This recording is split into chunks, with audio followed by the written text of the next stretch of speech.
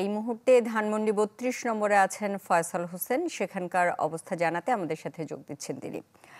ফয়সাল, এই মুহূর্তে সেখানে কেমন জনসমাগম দেখছেন এবং তারা কি করছে জানাবেন? জনসমাগম আসলে যত রাত হচ্ছে জনসমাগম কিন্তু কমে আসছে। এখন একেবারেই কম লোকজন এখানে আছে। তবে ধানমন্ডি ৩২-এ যেখানে বঙ্গবন্ধুর প্রতিকৃতিতে ফুল দিয়ে শ্রদ্ধা জানাতো আওয়ামী লীগের নেতাকর্মীরা, সেই জায়গাটায় কিন্তু এখন কাঙালি ভোজের আয়োজন করা হয়েছে, খিচুড়ি রান্না করা হয়েছে এবং যারা সাধারণ মানুষ তারা কিন্তু খিচুড়ি খাচ্ছেন।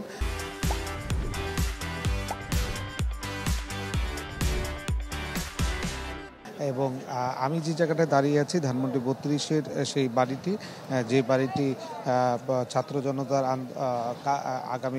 গতকাল থেকে যে আন্দোলন হয়েছিল তারা এখানে এসেছিলেন, তারা কিন্তু এই বাড়িটিতে আগুন ধরিয়ে দিয়েছিলেন এবং পরবর্তীতে কিন্তু বুলডোজার দিয়ে বাড়িটি একেবারেই ভেঙে ফেলা হয়েছে। বাড়ির একাংশ পুরোটাই কিন্তু বুলডোজার দিয়ে ভাঙা শেষ এবং আরেকটি অপর অংশ কিন্তু এখনও দাঁড়িয়ে আছে। তবে এখন যে পরিস্থিতিতে আছে, এখানকার যারা বিকালবেলাও প্রশাসনের দু একজন ছিলেন, তারা কিন্তু বলেছেন যে এখন বাড়িটি যে অবস্থায় আছে এটি কিন্তু ঝুঁকিপূর্ণ। এই কারণে সাধারণ মানুষকে কিন্তু একটু দূরে অবস্থান নিতে বলেছেন।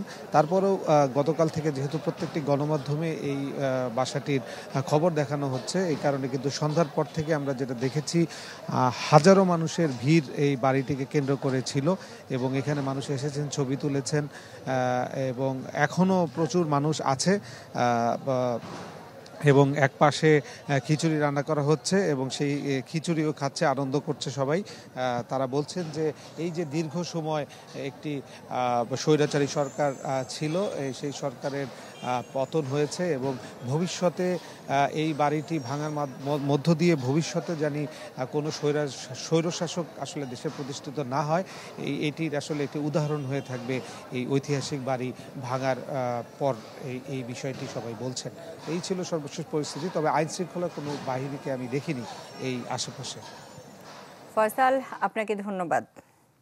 ধানমন্ডির ৩২ নম্বর থেকে আমাদের সাথে যোগ দিয়েছিলেন ফয়সাল হোসেন।